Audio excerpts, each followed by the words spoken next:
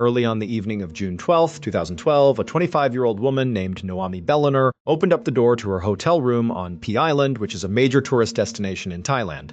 Once the door was unlocked, Noami pushed it open and she held it for her little sister, 20-year-old Audrey, who came in wheeling all their suitcases. Noami and Audrey were both from Quebec, Canada, and they were also both college students, and they were on this big month-long vacation to celebrate the end of the school year. They had been in Vietnam for the past 3 weeks, and today they had arrived in Thailand, and their plan was to stay here for a bit before finally heading back to Quebec. But for right now, Noami in particular was feeling really exhausted. There was a lot of travel getting here today, and the past 3 weeks had been loads of travel, and Noami was kind of hitting a wall. And so as soon as she got into the room, all she really wanted to do was just flop down on the bed and just lay there for a little while. But she had also become a fairly experienced traveler by this point, and she knew before she did that she just wanted to make sure that, the bed was cleanly, make sure there were no bed bugs or, unclean sheets or something. And so she went over and pulled the sheets back and checked, and the sheets were pristine. It was beautiful. The room felt super nice. And so she just flopped down on the bed and just enjoyed the air conditioning. And at the same time that she was doing this, Audrey, who very likely was also feeling all the symptoms of travel over so many weeks, she likely was very, very tired. But she, instead of laying down, went right into the bathroom and started getting ready for the night. And Noami sort of understood why. So while the girls were in Vietnam, they had met these two really nice guys who were from Brazil. And they had kind of hit it off. And they had left today to go to Thailand. And wouldn't you know it, it turned out those guys, their itinerary included them coming to Thailand today. And so it was kind of like this revelation at the end of their time in Vietnam that they would not have to say goodbye basically forever, but instead, the good times could keep on rolling in Thailand. And so the plan was that night they would meet up with these two guys, these Brazilian guys, out on the beach and basically party with them and just have a fun night. Now, Noami was looking forward to this night out with these two guys, but she also had a little bit of apprehension about it. These guys were perfectly nice, and she and her sister had spent time with them in Vietnam, and really things had been fine. But, Noami felt like Audrey was a little bit more naive and sort of like easier to be taken advantage of than she was. She was younger than her by 5 years. And also, when the sisters had gone on this trip, their parents had been really apprehensive about, two young women traveling alone together all over the world. They were sort of vulnerable. And so the way Noami had sort of played it to her parents is, don't worry, I'm the big sister. I'll keep my eye on Audrey. She'll be fine. And Audrey kind of played the role of younger sister and was like, yep, I'll do what my big sister says. And so Noami sort of felt like she had a responsibility to keep Audrey safe. And so she was feeling a bit apprehensive about whatever they were going to do that night with these guys. It just sort of seemed like things were sort of moving quickly with these two guys. They should have maybe just stopped in Vietnam, but they're here, and so who knows what was going to happen. And so Noami, as she's laying there and Audrey is getting ready, Noami decides to just give her parents a call. Because one of the things Noami had been doing over the past several weeks, they'd been on this big vacation, is sort of constantly updating her parents to assuage their concerns that anything was wrong, with their two kids. Noami wanted her parents to see that she was doing everything she could, to keep her and her sister safe. And so she pulled out her phone and she was about to call her parents when suddenly Audrey appeared from the bathroom and said, "Stop." And she told her like, hey, remember, it's evening for us, but back home in Canada, it's the middle of the night. So you're going to be waking them up and they're going to have loads of questions like, why are you calling in the middle of the night? And probably you're going to have to tell them about, how we're going out tonight with these two guys. And they're going to worry. Like, don't do that. Spare them. We will talk to them tomorrow. They don't need to know what we're doing tonight. Everything is fine. And Noami was thinking, you know what? She's right. This is a bad time to call. Noami actually forgot. The time change was so significant. And she also, wasn't sure what she would say to her parents about, going out with these two guys because it would raise some red flags. And so Noami put her phone down and decided, you know what? Tonight's going to be just fine. I just got to let things go. And so she actually climbed off the bed and she joined her sister in the bathroom and began also getting ready for their big night out. A little bit later, Noami and Audrey left their hotel room and they headed out to the beach. And sure enough, they're right outside of a beachfront bar where the two Brazilian guys they were meeting up with that night. And as the two girls approached, they saw that each of these guys were holding these big buckets. They almost looked like, a toy that a child would use on the sand, to fill it up and make a sand castle with like a big, beach bucket. And, the girls, as they're walking over, they're wondering what these buckets were for. And they thought it was maybe like some joke these guys were going to play, or they didn't know what. But as they got closer, they realized that these buckets these guys were holding were filled to the brim with ice and liquid. There was some sort of drink in these buckets. And so the girls walked up to them and they said hello. And very quickly, the conversation turned to these big drinks they were holding. And Naomi and Audrey were like, "What are those?" And the guys told them, "These are like these amazing cocktails that you can only get in this part of the world." The girls asked, like, "Well, what is it? What's inside of the drink? What makes it so special?" And the guys kind of looked at each other and laughed, and they're like, "I don't know. Just try it. It's really good. It'll make you feel great." Now, Naomi, being the sort of more responsible one, did not immediately begin drinking either of these drinks. Instead, she sort of paused and thought about it. But Audrey, on the other hand, was totally sold. She reached forward, grabbed one of the buckets, and just began chugging this drink. And so, Naomi is looking at her like, "Come on, like, you can't just jump into this. We don't know what this stuff is." But, after a couple of chugs, Audrey lowered the bucket and looked at her sister, and she just grinned and she handed it back to her guy. And then she told Naomi, like, "These tastes great. This is awesome. Like, you gotta try it. Loosen up." And so at this point, Naomi, she's considering the situation. They were in Vietnam with these guys, and these guys were out partying with them. They were drinking with them, and, they seemed perfectly trustworthy, and they were clearly drinking from these buckets, and it didn't seem nefarious. And also, Naomi looked around the beach and suddenly realized that basically everybody had these big buckets. This was not just these two guys. Everybody's drinking this thing. And so Naomi is thinking, okay, well, if they think it's okay and it's sort of normal, in this part of the world, then it's got to be okay. And so she reached forward, grabbed the other bucket from the other guy, and took a big sip. Several hours later, well after the sun had gone down, Audrey and Naomi were having a great time with their Brazilian friends. They were still near this beachfront bar. They were actually dancing right outside of it because now there was a DJ blaring some music and there were all these people. And actually, the sisters had sort of broken up and were sort of doing their own thing with their respective guy. But they were sort of near enough each other, they could kind of keep tabs on each other, and they were just having a great time. By this point, they had jumped in the ocean and gone swimming. They had eaten a ton of local food, and Naomi had lost count of how many of these big bucket drinks they had all consumed together. But they were really just having a blast. I mean, Naomi's vision was a bit blurry, and she was kind of stumbling, and she'd look over at Audrey, and she was kind of in the same state, as were the two guys they were with. I mean, they're buzzed, they're having a great time. And so the two girls and their guys are just out there dancing, doing their thing. It's about 1 a.m. at this point, and Naomi's guy says to her, "Hey, do you want to head back to the hotel room together?" And Naomi's like, "Yeah, let's go back, but hold on, I want to talk to my sister first." And so Naomi kind of stumbles her way over to Audrey, who's in the middle of this big dance routine with her guy, and she stops Audrey and she whips around, and Audrey's all smiles too. And Naomi's like, "Hey, do you want to go back to the hotel room? We're going back now. Do you want to come?" And Audrey's like, "No, I want to stay here. I'm having too much fun. This is awesome. We're just going to keep on dancing. You guys should stay too." But Naomi was like, "No, I got to go. We're going to go back. So, you sure you want to stay?" And Audrey was like, "Yeah, we'll stay. We'll see you at the hotel soon." Now, typically, Naomi and her sister really rarely separated, especially when they were out drinking and partying, because of all the inherent risks of being alone at night, potentially intoxicated. And so, this was kind of a rare thing for her to break away from her sister and separate. But it just seemed like this was okay. It was safe. And, these guys they were with, they really seemed like stand-up guys. And again, they were just having a blast here.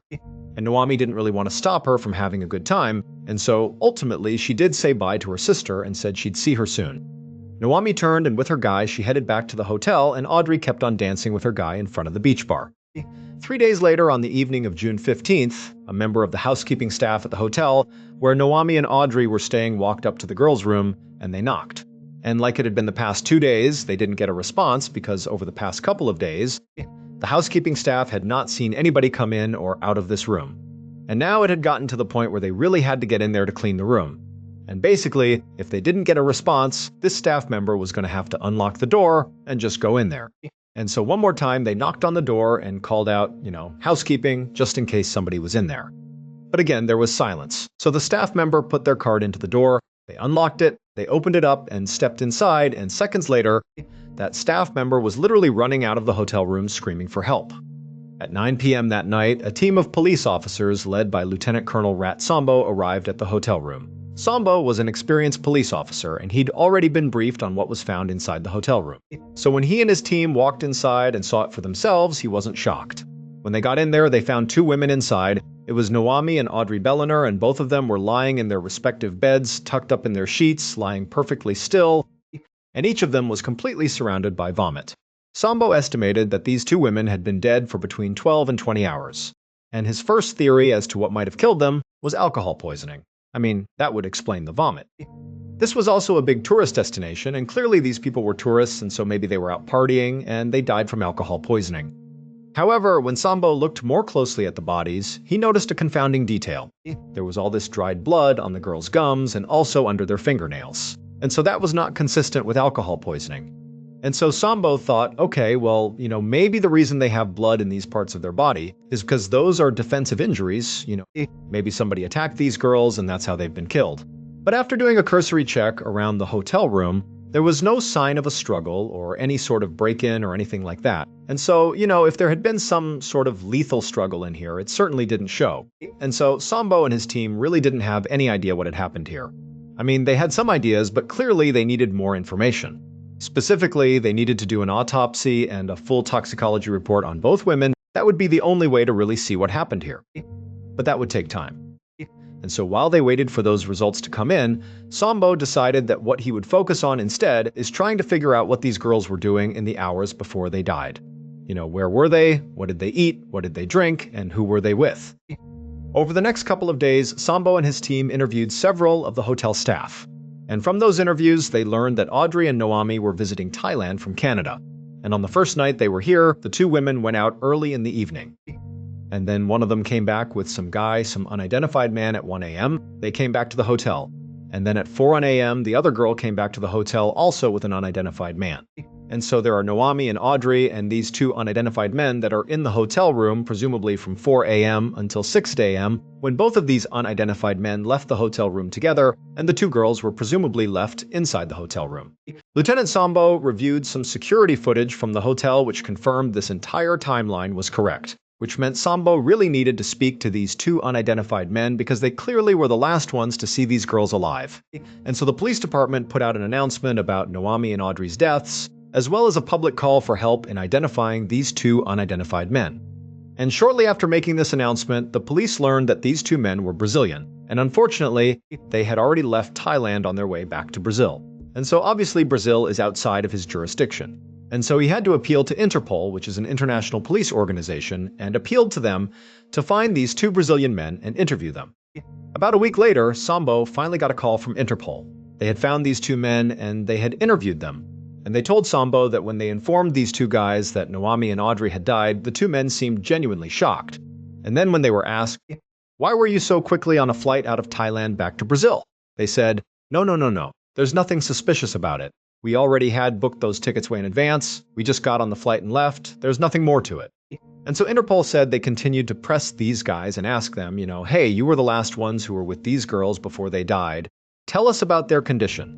Tell us how you left them when you left the hotel at 6 a.m. And the two guys, they said, look, they did seem like maybe they were already hungover or sort of sick from, partying the night before. They definitely did seem a little bit down, but they were basically fine. However, Interpol said it was fairly interesting that the two men did admit that following, their night out with Noami and Audrey, that the next 2 days they were stuck in bed themselves, totally sick, vomiting ill. They didn't know what from, but they said they were very, very sick following their encounter with these two girls. Sambo thanked the Interpol officer and then hung up. And even though Sambo couldn't help but feel still pretty suspicious of these two Brazilian guys, he now was thinking, okay, well, if they said they got really sick after, spending time with Noami and Audrey, maybe what happened here is, all four of them got sick with something, some illness, and the guys survived it and the girls didn't. And so Sambo began to think of, what type of illnesses could they have contracted. And the first thing that Sambo began to think about that could have been an illness that all four of these tourists could have contracted was food poisoning. Tourists come to Thailand and try the local food, and sometimes it makes them really, really sick. In particular, there were two types of food in Thailand that were sort of notorious for giving tourists just the worst food poisoning. One of them was a particular type of mushroom and another was blowfish. And these two items, if your body reacted badly enough to them, it could be lethal. However, when Sambo got back the autopsy reports and the toxicology reports, he realized his theory about food poisoning was definitely wrong. So it would turn out those drinks that the girls had with the guys in those big buckets, they were unique to Thailand. Those are not drinks that are served really anywhere else in the world. And that's because those drinks are just not safe. And for whatever reason, it sort of blossomed in Thailand and it's sort of an accepted thing. But when you hear the ingredients of what's in this drink, you'll understand why it's not like a sanctioned or more popular thing outside of this small part of the world. So there is no alcohol in these big buckets of liquid. Instead, it includes crushed up narcotics. It includes cough syrup and Coca-Cola and in some cases pesticide. In fact, specifically DEET, which is the main ingredient in mosquito repellent. And wouldn't you know it, in the reports that Sambo got back, he saw both of these girls clearly had ingested DEET, which again is a highly toxic chemical. However, despite learning this, even though this seemed to be clearly what happened here, this is a DEET poisoning case, Sambo's thinking to himself, how could this have happened? I mean, these drinks, which are called 4x100s, are pretty popular in Thailand. And people are not just turning up dead left and right, it's a dangerous drink, no doubt. But you know, people do not die with any regularity from drinking it. And so Sambo thought, what must have happened here is whoever mixed this particular batch of 4x100s must have accidentally included too much DEET. And so that would explain how, the two girls died from DEET poisoning, too much DEET in their drinks. And that very likely the guys as well consumed the same batch which had tons of DEET in it, but, their bodies were able to withstand it and they survived it despite getting very, very sick. And so 9 days after the two girls had died, their bodies were sent from Thailand back to Canada along with the Thai police's official findings that this was an accidental DEET poisoning. However, when Noami and Audrey's remains arrived in Canada, they did not go straight to their family. Instead, they went to a leading coroner in Quebec whose name was Renee Roussel. So, by this point, the girls' parents were obviously heartbroken. But more than that, they were furious. The way they found out about the deaths of their daughters was on the media. I mean, despite the fact that the police were immediately called when the girls were found dead, the Thai police did not get in touch with the family. They only got in touch after their investigation was done, and they're like, hey, by the way, your daughters are dead, and it was a DEET poisoning. It is what it is. Good luck. So the parents felt like, are you kidding me? Like you didn't loop us in at all? We're spending days trying to get in touch with our daughters and you knew all along they were already dead. So the parents have no faith, no trust in the Thai police. And then to find out, wait a minute, so they drank this drink that apparently is sold at this beach bar all the time and oh yeah, it killed them. No big deal? What? There's no warnings at this beach bar about how dangerous this drink is. Shouldn't there be like a tourist warning or something? And also, it's kind of a lazy explanation that, well, the two guys they were with drank the same poison, but they didn't die just because, and our daughters did. That doesn't add up either. This whole thing feels like laziness, at best or at worst, a cover-up. Maybe this looks really bad for Thailand that these tourists have died and it could have been prevented. And so the parents felt like we can't just take their explanation at face value, like clearly something is going on here. Something's wrong. And apparently the Canadian government felt the same way as the parents. This case was all over the news. And they also felt like, wait a minute, guys, we haven't looked closely enough at this. What's really going on here? And so it was actually the Canadian government who told Renee Roussel to go ahead and do another autopsy on these girls' remains. Let's really see if it was DEET that killed them, or maybe if it was something else. And when Renee checked Noami and Audrey's bodies, she did discover there was DEET in their system. However, not nearly enough to kill them. So, while it seemed plainly obvious that yes, they must have consumed those 4x100 drinks, that couldn't have been the thing that actually killed them. However, Renee didn't find any other poisonous substances in these girls' bodies. There wasn't another explanation. It just showed there was DEET, but that was basically it. And so Renee, she's thinking there's got to be some explanation here. And so Renee really began to do some serious research into this whole case. And eventually she found something, and it horrified her. It horrified the family. It horrified the world. It would turn out from Renee Roussel's additional research, Noami and Audrey were far from the first tourists to die this way in Thailand. Between 2009 and 2015, at least 20 tourists had been found dead under very similar circumstances. Now, Renee believed that what must have happened here is all these people, including Noami and Audrey, must have been poisoned, but the common denominator did not appear to be food or drink. It had to be something else that was poisoning them. Something that was damaging blood vessels that would account for the blood under the fingernails and the gums, but also metabolized so quickly that after death, this particular poison could not be detected. And Renee figured out she was correct. So when Noami and Audrey first arrived in Thailand, they went to their hotel room, and one of the first things that Noami did is she pulled back her sheets to check for bed bugs. She wanted to make sure her bed was clean before she laid down and relaxed. And when she looked, it appeared clean. And it was because the sheets were clean. They had actually just been treated for bed bugs, so there were no bed bugs. However, the way this hotel and other hotels, not just in Thailand, but in other parts of the world, the way they were treating for bed bugs was by spraying the sheets with pesticide, specifically phosphine gas, which is highly toxic to bed bugs. So it gets rid of the bed bugs, but it's also highly toxic to people. For reference, it is illegal to do this. You're not allowed to spray sheets with pesticide. And so based on all the evidence, it's believed that what actually happened to Noami, Audrey, and the two Brazilian guys they were with is that they climbed into those beds on the night they came back. And the men were in there with them for some time, and all four of them were being exposed to this phosphine gas. It was going in through their skin, they were breathing it in, and they likely had no idea. And so they're getting sicker and sicker. And then finally, the two men, they get up out of the beds and they leave at 6:00 a.m. They've now been, totally contaminated by this poison, but not enough to kill them. So they go home, and over the next couple of days, they get really sick from their exposure to this gas. But Audrey and Noami, they didn't leave their bed. They stayed in those beds all night. And unfortunately, as they laid there, their bodies continued soaking in all of this poison, and their bodies just could not handle it. And so it eventually killed them. But despite learning this, and despite the fact that clearly something illegal was done here, you cannot spray your bed sheets in a hotel with pesticide to get rid of the bed bugs. It's incredibly hazardous. You can't do it. Despite that, to this day, no one has been held accountable for these girls' deaths. On the morning of August 18, 2018, a 41-year-old man named Vladimir Kostenko stepped out of a taxi onto a desolate road in the middle of the Alaskan wilderness, miles and miles from civilization. All he had with him were his cell phone, a solar-powered charger for his phone, and a backpack that contained some clothes and 5 pounds of oatmeal. Vladimir bent down and leaned into the taxi to pay the taxi driver. And as he was doing that, the driver looked up at him and just said, "Are you sure you want to do this?" And Vladimir just smiled and nodded and said, "Yep, I'm going to be just fine. Don't worry about me." Now, the taxi driver did not really buy this and just looked at Vladimir like he was completely insane. But Vladimir wasn't shocked. I mean, this is kind of how everybody reacted to him when he told them about this trip he was doing into the wilderness. When he had brought it up to his family the first time, they and all of their family friends had basically rallied together to try to stop Vladimir from going on this trip. It was way too dangerous. But Vladimir said, "Guys, I'm going. You can't stop me. I'm doing this. It's important to me." And at that point, when, the family and friends knew they couldn't change his mind, they shifted and said, "Well, at least, bring a gun or bear spray or something to protect yourself." But Vladimir also refused that too. He said, "Nope, I don't need any of that because the only thing I need is God. God is going to protect me."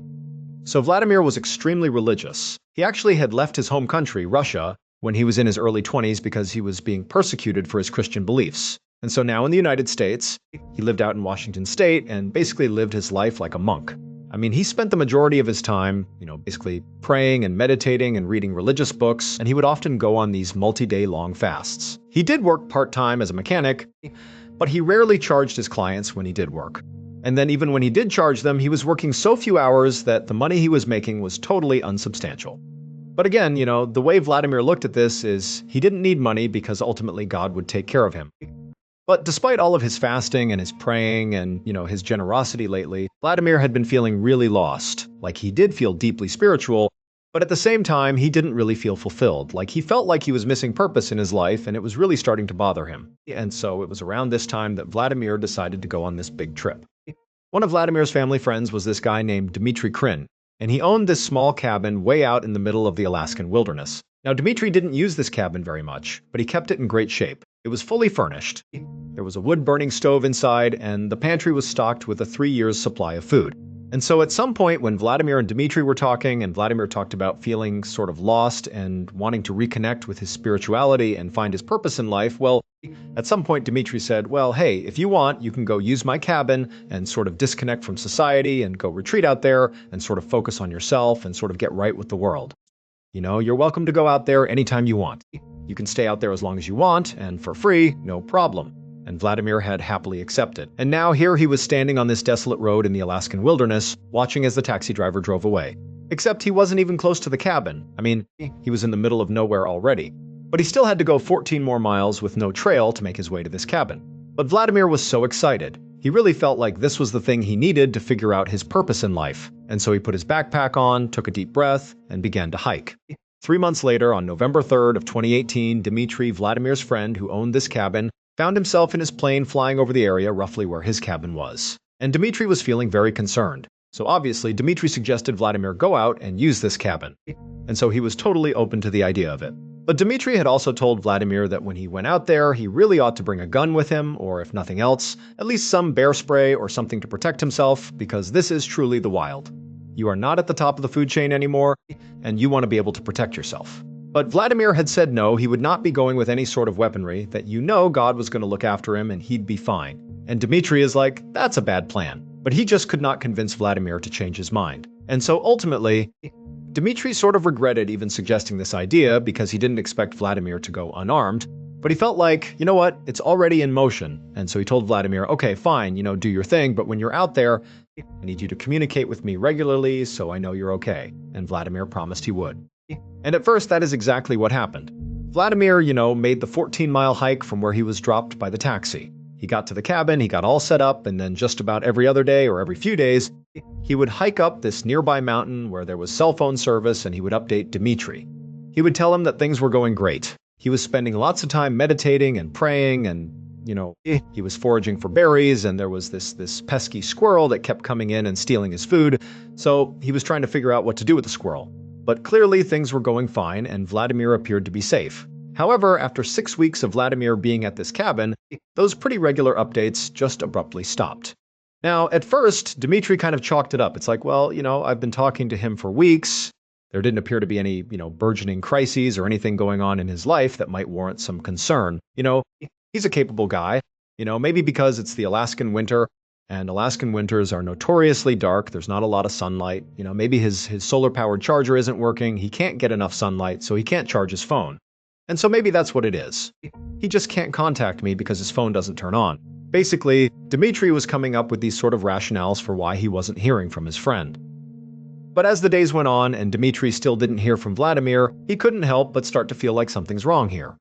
And so finally, in early November, when Dmitri still had not heard from Vladimir, it's been about a month since those text messages stopped, Dmitri decided to get into his plane and fly out over the area where this cabin was and literally look down and see if his friend was down there in the cabin. Also, this gave Dmitri the opportunity to put some supplies on the plane in these big buckets that he could literally throw out down to Vladimir to also restock him. So, Dmitri is now in his plane and he's circling around the area where his cabin is.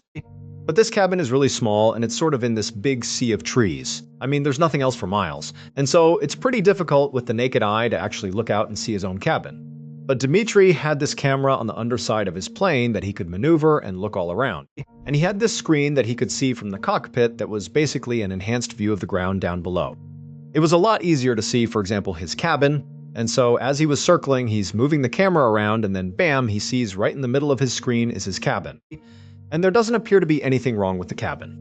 It all looks good, there's smoke coming up out of the chimney, and as he's circling, he's thinking, okay, Vladimir clearly is going to hear me. He's going to come outside, and I'll see that he's okay. And sure enough, as he's circling around, Dmitri sees on his screen that the front door of the cabin opens and his friend Vladimir walks right outside onto the porch. He puts his hands on his hips and he looks up and he waves at Dmitri.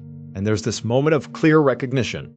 Like, obviously, Vladimir knows this is Dmitri coming to check on him. And Vladimir's down there kind of gesticulating that, hey, everything's fine, I'm good, sorry about the phone thing, or, Dmitri didn't know what he was doing, but it just sort of seemed like, okay, there's recognition here that it's been a month, but everything is fine. And so Dmitri got down nice and low and continued to circle, and on one of his passes over the cabin, he pulled a lever, dropped the supplies, those buckets of supplies, they landed down below. And then as Dmitri continued to circle, he watched on the camera as Vladimir walked up and put his hands on the supplies and waved again to Dmitri, sort of signaling, thank you for the supplies. And at that point, Dmitri's thinking, okay, Vladimir is just fine, everything's good, I can go home. And so that's what he did. Now, he would have landed and gone and seen Vladimir up close, but, there wasn't anywhere to land anywhere nearby. This was the closest he could get to Vladimir. And so he decided this was enough. So Dmitri, he turned around and he headed home. But about 2 months later, on December 23rd, Dmitri was once again in his plane flying over the area where his cabin was, because over these last 2 months, he continued not to get any text messages or any communication from Vladimir, which that was bad. He sort of expected that given that Dmitri flew out there before, and they clearly recognized hey, are you good? There was sort of a moment of recognition that Dmitri is checking in on Vladimir because of the silence. That's what Dmitri is thinking. Maybe that would inspire Vladimir to find a way to send out communications now, let Dmitri know he's okay. But he hadn't for 2 months. And so Dmitri is thinking, okay, that's bad. Also, it's now December and the winter in Alaska is full bore. I mean, tons of snow on the ground. It's frigid temperatures. It is truly brutal winter conditions. And then lastly, there had also just been this major earthquake in the area where Dmitri's cabin was. And so all those things combined made Dmitri think, okay, I better get out there and just check on Vladimir again. And so once again, Dmitri is circling low over the area where his cabin is. He's got his camera trained towards the ground, and he's moving it around as he's circling, and eventually he finds his cabin, and his cabin is clearly in one piece. So the earthquake did not destroy his cabin, but there's no sign of Vladimir anywhere. But then again, this is just the first second he's seen the cabin. He's only been in the area for a couple of minutes now. Maybe Vladimir has not heard the plane yet, and so, Dmitri's not lost hope, and he continues to circle. And as he's circling, he drops these supply buckets that land right out in front of the cabin. And at this point, Dmitri is thinking, okay, that's pretty noisy having these supply buckets smash into the ground outside. Certainly now Vladimir is going to come outside to see what's going on. There's not much else happening. This clearly is something that would draw his attention, but no. Nobody comes out of the cabin. And so at this point, Dmitri gets as low as he possibly can, and he's got his camera trained right at the cabin. And as he's doing another pass, he realizes something. There's no smoke coming out of the chimney. In fact, the top of the chimney is covered with snow, which means clearly no fire has been lit, at least not recently. And so Dmitri starts to panic. Like if anybody was in that cabin right now without a fire lit, it would be so cold they would likely freeze to death really quickly. Like this is a crisis. What's going on with Vladimir? But Dmitri couldn't land anywhere nearby. Like there was no way for him to really get down to this cabin. So he had to fly all the way to the nearest airport. And then once he touched down, he immediately contacted Alaska State Troopers to report his friend missing, because that was the only thing he could think to do. However, after Dmitri made this report, the state troopers didn't launch some huge search for Vladimir.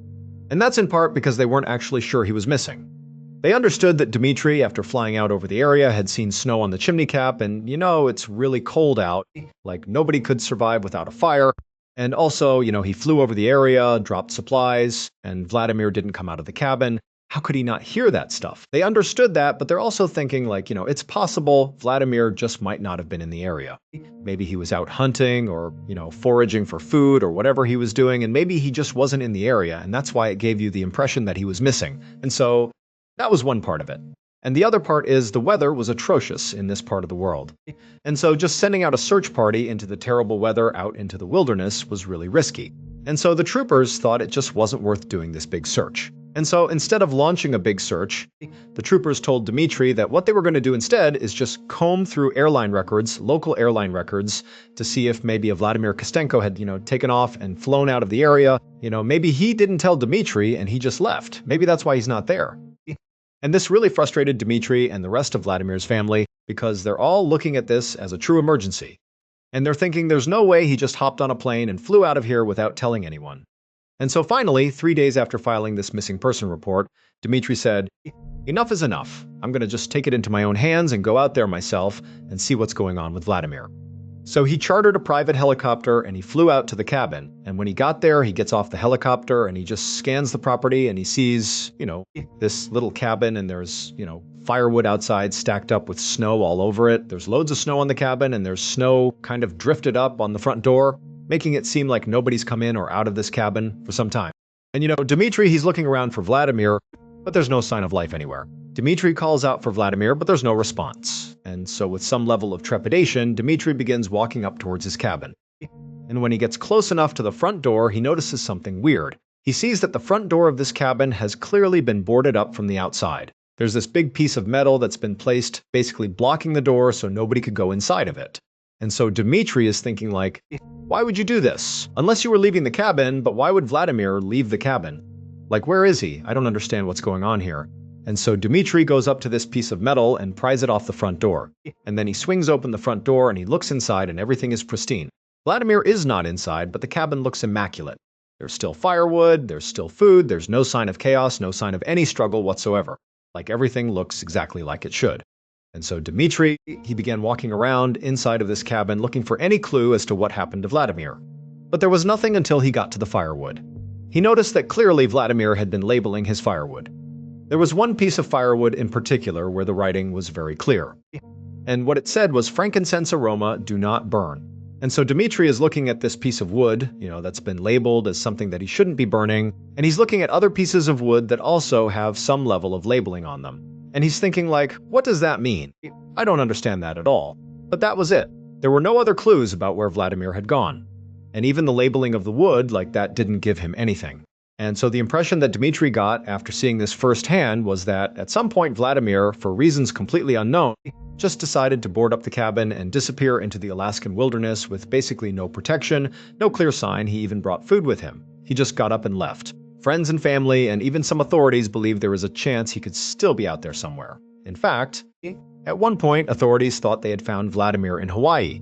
It turned out not to be him, and then again they thought they found him in Oregon. It turned out not to be him as well, but the case is still open. And authorities think, at least some do, that he might be alive somewhere, but nobody knows where. And so at this point, all the family has to go off of is the final image of Vladimir, which was taken from inside of Dmitri's plane when he did that first flyover and he saw Vladimir come out on the porch. That is the final image of Vladimir that we know of. We don't know what happened after this image. All we know is, at some point he began labeling his firewood, writing down which aroma the wood makes, and then he boarded his place up and he left. But where he went next is still a mystery. On August 4th, 2019, a 28-year-old man named Sora left his farm in rural Cambodia and headed off into the jungle. His goal that day was to climb the nearby Chakra Mountain and try to harvest as much bat guano as possible. So bat guano is bat poop, and it makes excellent fertilizer. And in the jungles of Cambodia, there are all these mountains, including Chakra Mountain, that have these cave systems full of bats. So it's a great place to go looking for bat guano. And Sum and his family, they would go out there and harvest as much as they could in order to support their farm. This is kind of like their main business. And so on this particular day, Sum was not just going to climb this mountain and go into random caves and hope for the best today. His mission was to go to one cave in particular that he knew had a ton of bat guano inside of it. Mostly because the other people in the area that went out harvesting bat guano, they wouldn't go into this cave. And the reason for that is the cave was really, really narrow and tight and frankly dangerous because of it. And so they didn't go into it. But Sum was a very slight guy with a narrow frame. And so he could basically get himself into tight spaces and reap the benefits of places like this cave. And so after hiking for about an hour through the jungle and then up this mountain, Sum finally reached the entrance to this particular cave. And it was an opening that was about 3 feet by 3 feet. And you really couldn't see very far into it. But Sum knew what he was doing and pretty much immediately got down on his stomach. He got his flashlight out, he took his guano bag, which had a long strap coming off of it so he could drag it behind him, and he began wriggling his way into this opening. Now, the way this cave system roughly worked is there was this narrow entrance that went kind of straight ahead like a tunnel, and then periodically, as it continued along, there'd be these kind of like pockets, these openings, where it would get big enough where Sum could actually get up onto his hands and knees and kind of move around a little bit. And it was inside of these pockets, these caverns, where all the bats would be, and that's where most of their poop was. And so, all Sum was trying to do as soon as he went inside this cave is get to these caverns and then do his harvesting. And so Sum, he wriggled his way forward. He got through that first tunnel section and he entered the first cavern. And sure enough, there were quite a few bats on the ceiling, and there was all this bat guano, about a pound of bat guano. And so he scooped it all up. He put it into his bag, and then he kept on moving through the tunnel into the next cavern. And as he was making his way down that second stretch of tunnel, shining his light ahead, he saw what looked like the walls moving up ahead when he was looking into the next cavern. But he knew that was not actually the wall moving. There was a whole bunch of bats in this next cavern. And so from his perspective, it seemed like there were way more bats in that cavern than this one. And so in theory, this next cavern was going to have a ton of bat guano, potentially all he would need for this entire journey.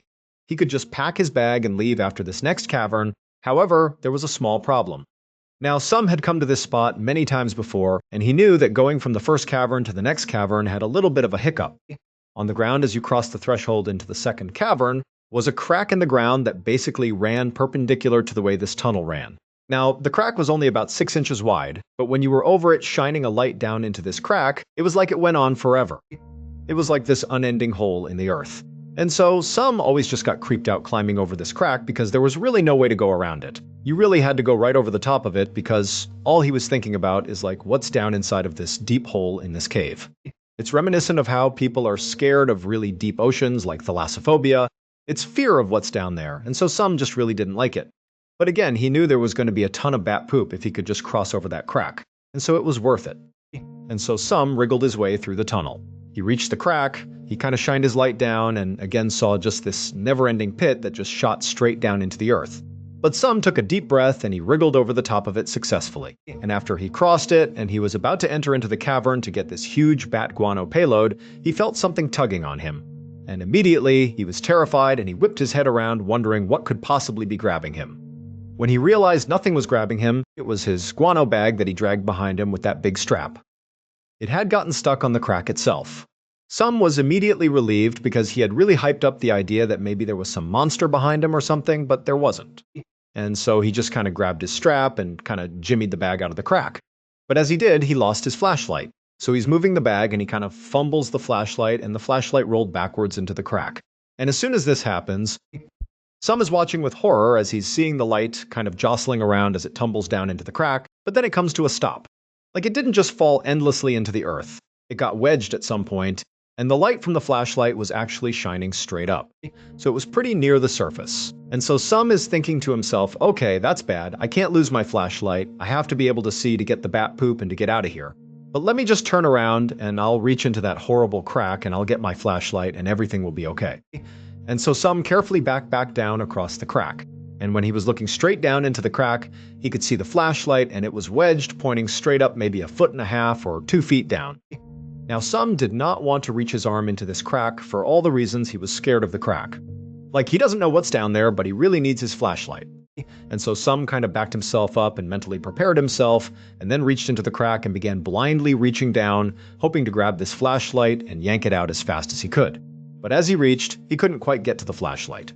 And so he began turning and twisting his body and forcing his shoulder deeper and deeper until finally he could touch the flashlight. And then finally, right as he grabbed the flashlight, something happened. That night, Some did not return to his farm. Now, his family was not actually that worried about it because it was not uncommon for Some to go out on these guano foraging adventures and be gone for, a couple days at a time. However, after another 2 days went by and still Some had not returned, his family started to get worried. And so ultimately, Some's brother decided to go out and look for him. Some's brother had often collected guano with Some in the past, and so he knew roughly where Some liked to go, including Some's favorite spot, that cave up in the mountain. And so when the brother went out looking for him, pretty quickly he found himself in that favorite spot. Now, Some's brother was about the same size as Some, and so he too could navigate this very tight tunnel. And so that's what he did. He got down on his stomach. He had his flashlight out and he yelled into the cave for Some, but there was no answer. And so he eventually made his way to that first cavern. He didn't find Some. He kept going, and right as he was about to hit that second cavern, as he shined his light ahead, he saw there was a bag on the ground. And it was his brother's guano bag, and so he knew his brother had to have come here. And he began yelling out for his brother, but there was no answer. And then right as the brother paused for a second just to listen, he heard a faint cry, a human cry, and he called out like, "Is that you, Some?" And again, he heard another cry, but he's looking around and he can't see Some anywhere. And so the brother just continues shimmying his way towards that second cavern. And right as he begins to cross over that crack, he hears the cry again, and it's coming from right below him. It's coming from the crack. And the brother takes his flashlight and shines it straight down into that crack. And there in the crack was Some. He was wedged all the way inside of the crack. It would turn out a few days earlier, when Some was in this cave reaching for his flashlight, he couldn't quite get his fingers around the flashlight. And so he kept turning his body more and more until his body was parallel with the crack itself. And then finally, right as he's leaning down and he gets his hands on the flashlight, he rolled and fell into the crack. His whole body basically perfectly fit into the crack, and down he went several feet where he wedged into the crack, and then once he was wedged down there was nowhere to go. He was absolutely trapped. And so Some laid in this crack for days, having no expectation he was going to get out. He was totally wedged. No food, no water, he was going to die, and he knew it. In fact, he actively wished he had a knife on hand so he could take his own life. But luckily for Some, his brother would find him. His brother would go and get help, and on the 4th day of Some being trapped inside of this crack, rescuers were able to pull him out and he would make a full recovery. At 7 p.m. on October 21st, 1978, a 20-year-old pilot named Frederick Valentic flew his small plane over a body of water just south of Australia called the Bass Strait. He'd just taken off from Melbourne, Australia, and his flight plan was to go 60 miles south to an island called King Island. And he was really excited about this flight. Not so much about where he was going, but because this represented the first time he'd actually be flying by himself at night. So Frederick had always dreamed of becoming a pilot, but the journey to actually becoming one had been really difficult. He had applied twice actually to the Royal Australian Air Force, but unfortunately he could not meet their requirements. And then also he had tried to become a commercial airline pilot, but he had failed their tests. But luckily for Frederick, his father had a ton of money, and he ultimately swooped in and funded Frederick to take some private lessons. And through that, he was able to ultimately pass the tests and get his pilot's license. And so, as Frederick coasted along, looking down below at the lights of Melbourne disappearing behind him, he felt like he was on top of the world. He was doing the one thing he had always dreamed of, and he was so happy, and it was so cool to be doing it at night by himself. And so, He was just looking out at the sights and looking ahead at the Bass Strait, which is this huge, dark expanse of water. And it was like everything was right in the world. He was doing exactly what he wanted to do. However, only a few minutes into this flight at 7:06 p.m., as Frederick was flying along, he suddenly became aware of a light coming from somewhere behind him.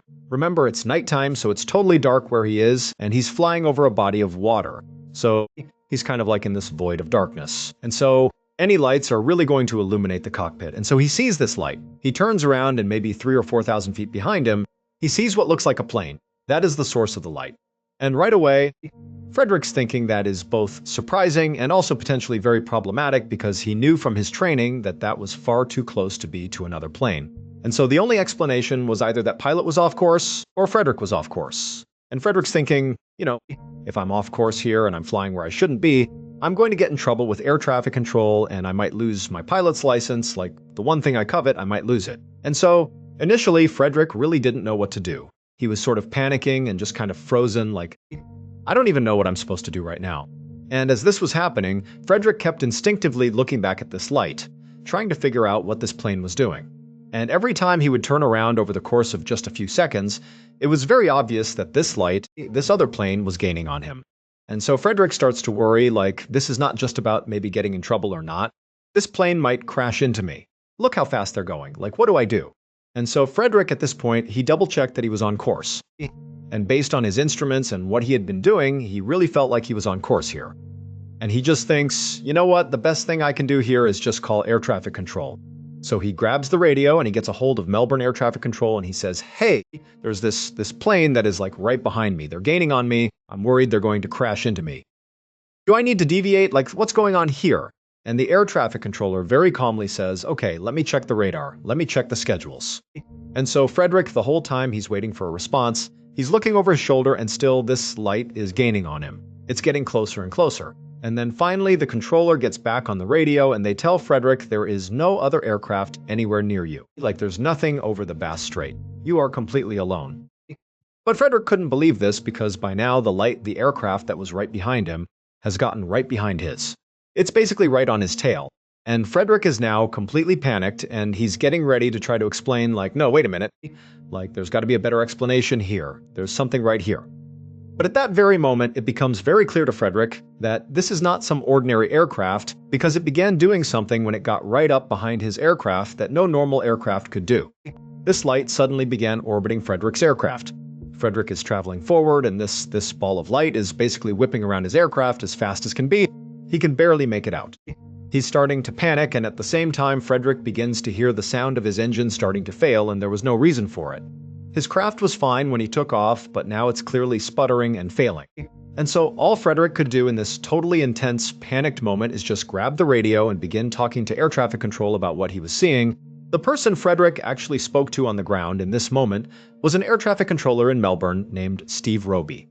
And Frederick would come off to Steve like he was totally crazy and unhinged. And Steve would say that he couldn't really understand what he was talking about. But at some point, Frederick clearly began talking about some sort of craft orbiting his own and that his engine was starting to fail and he didn't know what was going to happen and he couldn't make an emergency landing. He was over water. And then suddenly Steve remembers hearing this grinding metallic sound come over the radio that basically washed out whatever Frederick was saying. And then it just goes deadly silent. And after that, Frederick disappeared. They searched the area where they knew he was before he disappeared, but they never found his plane. There was no sign of a crash. He never landed at King Island or went back to Melbourne. He was just gone. All they have is that final recording of him describing something orbiting him, then this grinding metallic sound, and then silence. And recently, that audio recording was made public. Now, before I actually play a clip from that audio, here's the official explanation for what happened to Frederick. As he was flying over the Bass Strait, it was so dark and there were no lights really anywhere that at some point, because he's an inexperienced pilot, I suppose, he flipped his plane upside down without realizing it. And the light that he was seeing was actually just a reflection off the water below of his own plane, and eventually from flying upside down, his engine began to fail and he crashed into the Bass Strait. However, not everybody believes this explanation because, one, it seems sort of preposterous to imagine that Frederick would not have realized he had flipped the plane upside down and was flying for so long inverted. Like, how could you not notice that? And two, this would not be the first time that somebody reported unexplained phenomena over the Bass Strait. In fact, over the years leading up to this incident with Frederick, there had been so many reports of UFOs flying over the Bass Strait and also unexplained disappearances that they've dubbed the Bass Strait Triangle after the Bermuda Triangle. Basically, it's a part of the world where a disproportionate number of unexplained phenomena occur. And so, to this day, Frederick's disappearance remains a mystery. All we have is his final call for help, Delta Sierra Juliet. What type of aircraft is it? On top of that right now, 5105. Okay, that was deleted from the press accounts for some reason. 4 and 129 Delta Sierra Juliet, and confirm you cannot identify the aircraft Juliet. Roger, standby. Can you describe the aircraft? Engine right now. Melbourne Delta Sierra Juliet. Roger, how large would the object be? I'm doing right now. They've got a green line, Juliet. Delta Sierra Juliet, confirm the aircraft just vanished. Delta Sierra Juliet, is the aircraft still with you? From the Southwest 24 Juliet, Roger. What are your intentions? My government aircraft is spotting a property again. On the evening of February 1st, 2009, a 32-year-old man named Luo Jinfa stood in the doorway of his apartment in Taiwan, waiting for his landlord to finish lecturing him about being late on his rent. Luo had just moved into this apartment 2 months earlier in December, and this was not a very nice apartment. It was a cramped downstairs unit with no air conditioning, so it was really sweaty and awful in there most of the time. But it was all Luo could afford. He wasn't working right now and knew this was the best he was going to get. As the landlord continued to berate Luo about how he was totally within his rights to evict Luo if he didn't pay him, how he'd already given Luo an extension, and you know what's going on here, you got to get your act together. As all that was happening, Luo just was totally quiet and just was waiting for the landlord to be quiet. Because at this point, Luo didn't really care about the rent side of this discussion. He just wanted his landlord to be quiet so he could ask him a very strange but important question. And finally, after about 5 minutes of the landlord just ranting, the landlord stopped for a second to try to calculate how much interest he could potentially charge Luo. And as the landlord began scribbling notes on his notepad, Luo saw his opportunity and he said, "Excuse me, I don't mean to interrupt, but I actually need to ask you something." And the landlord was sort of caught off guard by the way Luo was approaching him. You know, the landlord thought he was intimidating Luo.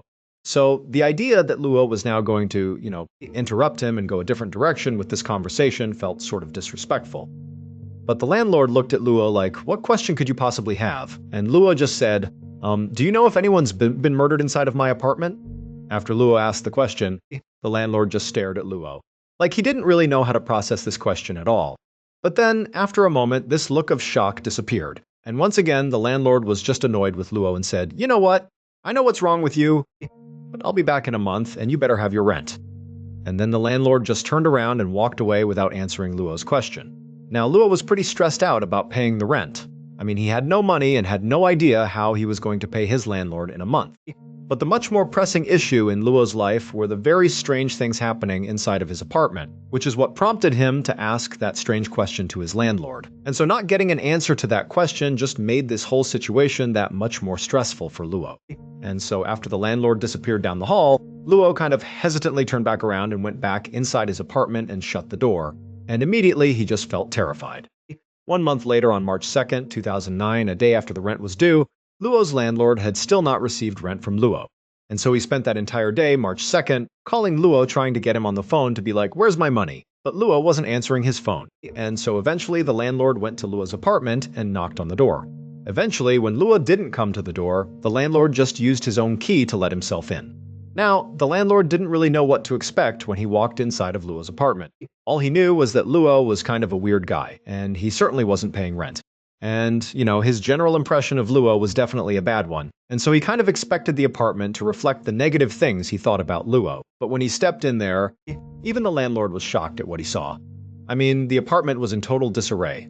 Furniture was all over the place and stacked up against the walls in weird arrangements. And there were all these bottles of empty alcohol all over the place. There was a freezer that Luo had moved to the middle of the living room floor. I mean, the place just was a total mess and just kind of all over the place. But the thing that really creeped the landlord out the second he walked in there was that all over the walls were these yellow and red pieces of paper with prayers written on them that had been stabbed into the wall with individual knives. Like Luo had taken a prayer and stabbed it to the wall over and over and over again all over the apartment. Now, the landlord had no idea what to make of any of this. He just knew he was done with Luo. He was evicting him. And so he quickly searched the apartment just to make sure Luo was not really in here, and he wasn't. The apartment was empty. And so after that, the landlord just left the apartment. He locked the apartment. He went and got a new lock at the hardware store, came back, replaced the lock, and was determined to never let Luo ever come back. And in fact, Luo would not come back. The landlord never had to worry about, telling Luo to stay away. He just never came back. And for months, Luo's old apartment just sat empty. Fast forward 7 months after the landlord went inside of Luo's apartment, and the landlord's brother approached the landlord and said, "Hey, can I rent out that apartment? No one's using it." And the landlord said that was fine, but the brother would have to clean up the apartment because nobody had touched it since Luo had lived there. So, a couple of days later, on October 18th, the landlord's brother along with the landlord met at Luo's apartment. They went inside and they totally cleaned it out.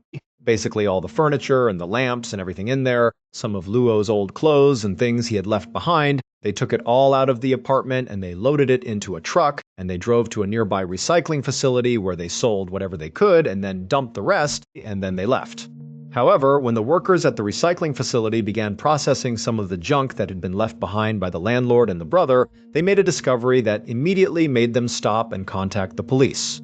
It would turn out Luo had not actually abandoned his apartment. In fact, he had never left his apartment, so Luo had become totally convinced that his apartment was haunted by a ghost. At night, he would hear walking around above him, even though he knew nobody actually occupied the apartment right above him. And so, the footsteps didn't make any sense. And then sometimes he would claim that he would see these shadowy figures wandering around inside of his apartment. Now, it's worth noting that Luo did have mental health issues and he was a drug user, but he was absolutely adamant to the people he spoke to that there was something strange happening inside of his apartment. And so, he began to wonder if, maybe somebody had been murdered in his apartment and their ghost was now haunting him. Hence the question to his landlord. And so, this haunting or whatever it was just continued night after night, day after day for Luo, and it was driving him absolutely mad. But Luo discovered there was actually one place he could go in his apartment that would sort of protect him from whatever was happening inside of there. And that was to lock himself inside of his bedroom. However, his bedroom was not a real room. His bedroom was that big freezer the landlord found sitting in the middle of his living room. Luo had been climbing in there and shutting it to protect himself from this entity at night. But he would always prop the lid open just enough so that air could come in and out of there because it was airtight. However, shortly after Luo's conversation with his landlord about being late on rent, Luo had gone back inside his apartment, gotten really drunk, climbed inside of his bedroom, shut the lid, and forgot to prop it open. And so, as he lay there, he slowly suffocated to death because there wasn't any circulation. And after he died inside of his freezer, nobody found him. And then 7 months later, after Luo's landlord and his brother emptied out Luo's apartment, they brought that freezer along with everything else to the recycling facility, where the workers there would open up the freezer and they would find Luo at 8:30 p.m. on August 20th, 2010. A 76-year-old man named Zhang walked through the streets of New Taipei City, which is a major city in northern Taiwan. Zhang was on the end of an evening walk and he was making his way back towards his daughter's apartment where he was also staying. And as Zhang neared the apartment, he happened to notice there was a street lamp right outside with this big poster attached to it that he hadn't seen before. And as he got closer, he saw there was also this picture of this middle-aged woman whose name was Chun Yan Shui, and apparently she was missing. And not only that, she also lived in the same building that his daughter lived in. Except Chun was actually a dementia patient, and she was staying on the 5th floor of this apartment building complex where there was this memory care facility, and that's where she was being taken care of. And about a week earlier, she had gone out for an evening walk. This is what it said on the poster, and just not returned. And so since the week before, police had been out looking for her and her family and friends. They were putting these posters up, and it was clear, nobody had found her yet. Now, Zhang had never met this woman, but he sort of felt bad for her. And so he found himself staring at this picture and trying to memorize her face. In the off chance that he just saw her somewhere, he could report her to the authorities and hopefully get her rescued. And so, after staring at the picture for a little bit longer and sort of feeling bad for this woman, Zhang turned and just continued inside the apartment building. And once he was in the apartment building, he made his way over to the elevator. He hit the up button and he waited. And then a moment later, there was a ding and the doors opened up. He stepped onto the elevator. He pressed the button, the doors closed. And then Zhang waited as he headed up to his daughter's apartment on the 7th floor. But as he was going up, he noticed he had accidentally hit the 6th floor, not the 7th floor. And right at that moment, he saw that he was reaching the 6th floor, and so the elevator car was slowing down. And so he just was like, oh, whoops, and he hit floor 7.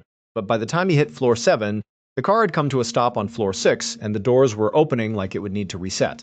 Doors open on 6, they close, and then he'd go to 7. Like, this is no big deal. And so Zhang is just waiting, for these doors to open, shut, and go up one more floor. However, when the doors opened on floor 6, Zhang is looking straight out, and he could not believe what he saw, and he just began to scream. Around the same time this was happening, Zhang's daughter was finishing up her shift at work when she got a phone call, and she saw it was coming from her dad, and he rarely called her when she was at work. So this was sort of confusing and surprising. And so right away she picked it up and she answered, and immediately she hears her dad screaming incoherently. He's obviously terrified, and all Zhang's daughter can hear is that her dad is saying he's trapped. He's trapped in an elevator and he doesn't know what to do. And so, Zhang's daughter is getting scared just based on what her dad sounds like. She doesn't really know what's going on, but she told her dad, like, okay, I'll call the building. We'll get you some help. Like, stay calm. You're going to be okay. But her dad just continued rambling and he was totally incoherent. And eventually, Zhang's daughter just said, okay, dad, like, just hang tight. I'm going to get you some help. And then she hung up. And then she immediately called her apartment building's administration and emergency services line and told them, hey, I think my dad is stuck on one of your elevator cars. He's really upset. Can you please help him? And after getting the emergency services to, get spun up into action to go save her dad, Zhang's daughter left work, hopped in her car, and began rushing home. It would take Zhang's daughter about 40 minutes to get back to her apartment. And by the time she got there, she fully expected her dad would be safely out of the elevator. I mean, he was obviously very upset, but she had called the building. They were on it. They were going to get him out. But when she went inside the lobby of the apartment building, she saw a crowd of police officers just standing there. She didn't see her dad anywhere, and before she could even ask any questions, she noticed one of the officers was on the phone. And clearly, just based on what was being said by this officer, he was talking to her father. Like, he was talking to somebody who was hysterical. And this officer was doing his best to try to calm him down and sort of talk him through what was happening. And so Zhang's daughter, immediately walks up to this officer and says, hey, I'm his daughter. The guy who's stuck in the elevator. I'm his daughter. What's going on? I would have figured he'd be out by now. Like, what's happened? At this point, one of the officers confirms that, this really is this man's daughter. And he pulls her aside and he explains to her that, yes, your dad is still in the elevator because we can't get him out. The reality is, this is not a normal situation here. He's trapped in there, and really the only way for him to get out is for him to do something really specific. Like us and the building staff, we can't do anything. He has to do this one really specific thing, and right now he's refusing to do it. He's too panicked, he's too scared, we're trying to calm him down, but it's not working. And so Zhang's daughter asked this officer, can you please explain to me what you're talking about? What is this specific thing you want him to do? I don't get it. And at that point, the officer kind of composed himself and explained to the daughter, what was really going on inside of that elevator car. And after Zhang's daughter heard it, she was horrified and she immediately understood why her dad was so upset and unwilling to do this one particular thing that would save him, but would be pretty awful. She got it. But she knew she would have to hop on the phone and convince her dad that he had to do it. There was no other way. And so she walked over to the officer who was on the phone with her dad. She took the phone and she began talking her dad through, what he really needed to do here. She basically gave him a pep talk and said, Dad, for me, you got to find the strength and do this thing and get out of there. And sure enough, just a couple of minutes later, the elevator doors in the lobby chimed and opened up and Zhang came stumbling out. He looked horrible, disheveled, but he was okay. And right away, police officers rushed towards him, but they bypassed him and went into the elevator and immediately surrounded something in the elevator car. It would turn out that missing woman, Chunyan Chui, the woman who was on that poster that Zhang saw before he walked into the apartment building, well, she really had gone missing a week earlier on her evening walk. But everybody thought she got lost while she was on that walk because she was a dementia patient and so, she had memory issues. But the reality was she actually did come back to her apartment. However, when she got on the elevator, she actually made the same mistake that Zhang did. Now, she was not trying to get to the 7th floor. She was trying to get to the 5th floor, but she accidentally pressed the 6th floor. So, up she goes, she gets to the 6th floor, the doors open up, she steps off the elevator car, and she's immediately completely confused, and for what it's worth, it didn't matter that she had dementia. Anybody who got off on the 6th floor would likely be confused if you had never been to this building before, because the 6th floor was actually a private residence. And the person who lived on that floor was so worried about people breaking into their private residence that they had installed a metal gate in front of the elevator doors. And so unless you had the key to get through this gate, when you got off on the 6th floor, you basically would step onto a little platform that basically is the hallway leading into the 6th floor, and then you'd be hit with the gate. And so that's exactly what happened to Chun. She got off on the 6th floor, maybe thinking this is the 5th floor. She stepped onto that, little narrow strip that you could actually stand on the 6th floor before you reached the gate. And then as she was trying to figure out, where am I? This isn't the 5th floor. This doesn't make any sense. There's a gate in front of me. The doors to the elevator closed. And she had no way to open them up again because the buttons to access the elevator were beyond the gate. And so suddenly, Chun is standing in this narrow space. The doors have closed behind her and she can't do anything. She's trapped between the gate and the elevator doors. And even though people are using this elevator right behind her, the only person who would come to the 6th floor is the owner of that residence. And they were on vacation. And so for days and days, Chun is just trapped basically in between the gate and the elevator with no one having any idea she was there. She's calling out. She's doing everything she can to get somebody's attention, but nobody can hear her. And after 5 days of this, when the owner of this residence didn't come home because they were on vacation, she eventually died because she didn't have food or water or anything. She was just standing there for 5 days, and so she dies.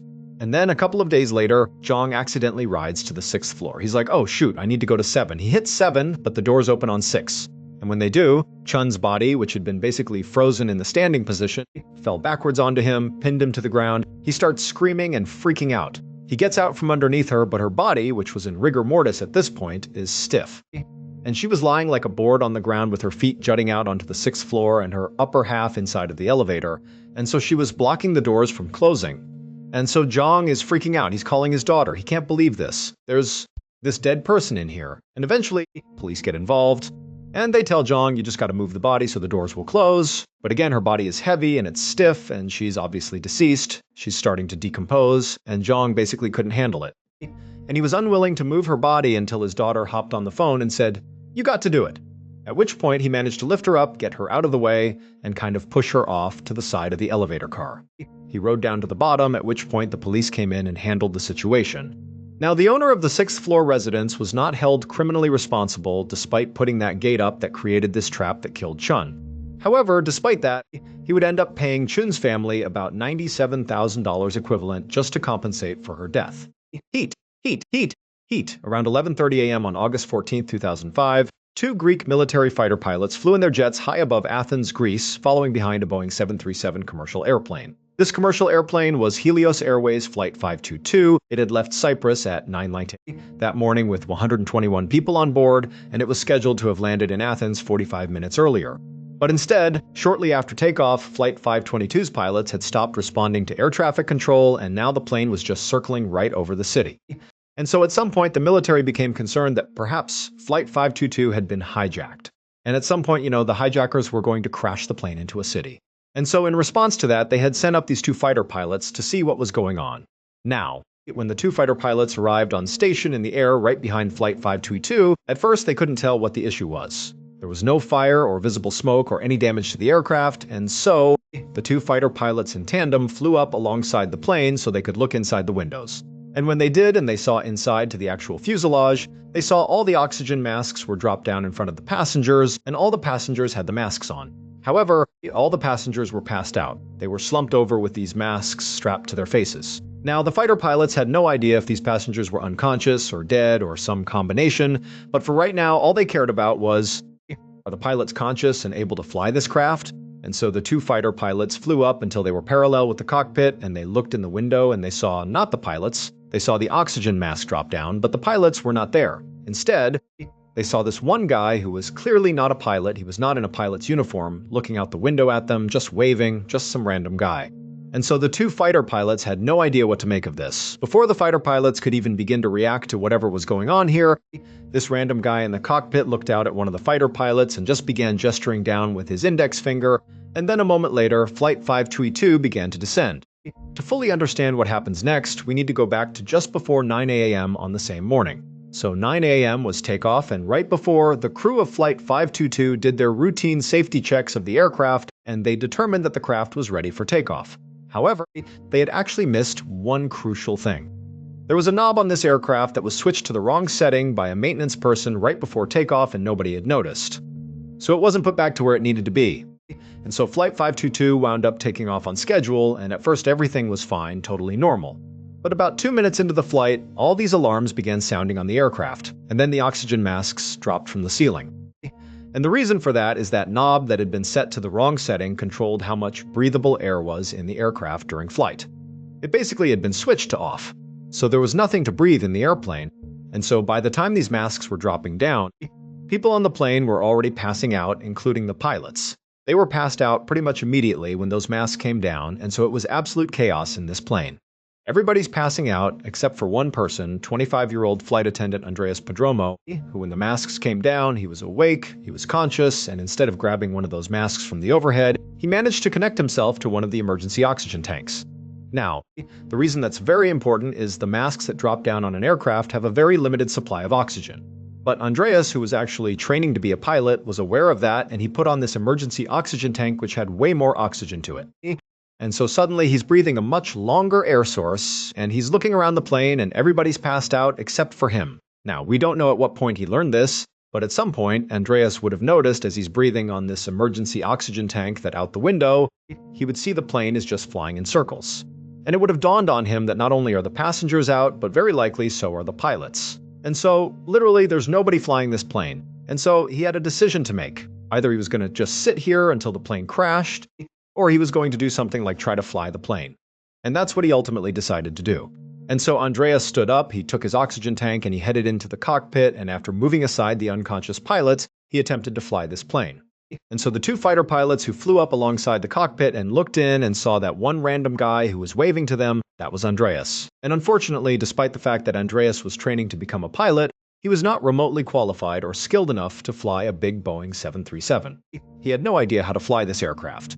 And making the situation even worse is very shortly after Andreas entered the cockpit, the plane ran out of fuel, and so it left its automatic holding pattern that it had been in flying in circles and just automatically began trying to descend. But that required pilot input to land the plane. But Andreas knew he couldn't possibly land this plane successfully. And so as the plane automatically began its descent down towards Athens, this huge city full of people, Andreas did the one thing he could do. He took one last look at one of the fighter pilots outside the window and he gestured to them that the plane was now beginning to descend. And then Andreas, he grabbed the yoke of the aircraft and he intentionally banked it to the left, basically flying the plane away from Athens, and he guided this plane into an unpopulated hillside where it crashed. Andreas and all 120 people on that plane all died in the crash. However, because of Andreas's heroic final act of steering the plane away from Athens, not a single person on the ground was hurt. Thank you so much for watching. Let me know what you thought of today's episode in the comments. And remember, we have a whole playlist of true crime episodes ready for you to binge right now. Until next time. See ya.